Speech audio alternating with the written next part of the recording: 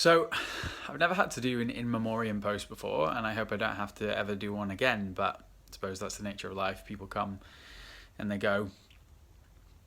Um, I remember being at a house party about 6 years ago with a big bunch of gays, and there was this guy in this backwards baseball cap who I initially thought was American, but then when I heard his voice, realised he was from the West Country. Um, if that's what you call Cornwall, Devon way. And I just knew something was different about him. Like good banter, good chat, but his perspective on the world seems a little bit different. And I couldn't put my finger on it at the time, but through a series of questions over cheeky Vimtos, it became clear that he was a gay Christian. And I'd never met one of those before. In fact, I didn't think you could be both at that point, which is why I walked away from church. We didn't become close friends straight away. It was over a course of time, but he was one of the most beautiful, caring, considerate, compassionate men that I've ever met. Totally true to himself, authentic, even in the mess, but a brilliant mind, talented artist, believed in the gold in every single person that he met, was intent on trying to bring two communities together and do it all through love. He prayed for me at my baptism.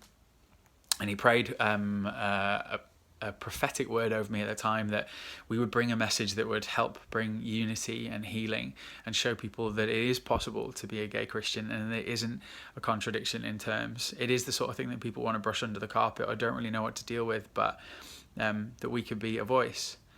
I really hoped that he would be the voice with me. I mean, our paths, we went different ways. I emigrated to the other side of the world, running away.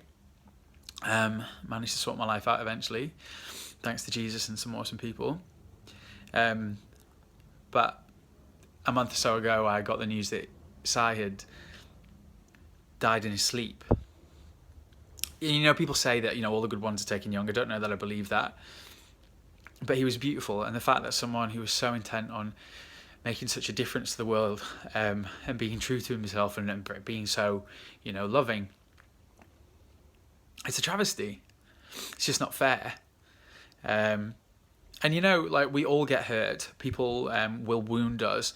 You may be a Christian and you've been wounded by the things that gay people say about the church because they're hurting and they're annoyed and they're angry. Or you could be a gay person and you could feel as though the church is ostracizing you and telling you you're going to go to hell and saying all these horrendous things. Or you could be someone who's both of those and you're actually caught in the middle and hearing people actually just attacking either side of you and you don't know where you sit. What you can do when you're hurt, when you've been bullied or you've been affected, is to remove yourself, to isolate yourself, or just to get angry and spit bile. Now, they all have their place, but ultimately the example that I feel Jesus showed and Si showed beautifully was to just love, was to stick your ground, was to stay true to your convictions and who you are called to be. And just to, go along with the fact that not everybody might agree with you, but everybody has a message to bring. Everyone has a place in this world, and we should love them and push them forward into whatever it is they've been called to be. And that motivates me. So that beautiful man isn't on the planet anymore, but I believe he's in a much better place, and he's left this world a far better place than when he entered it.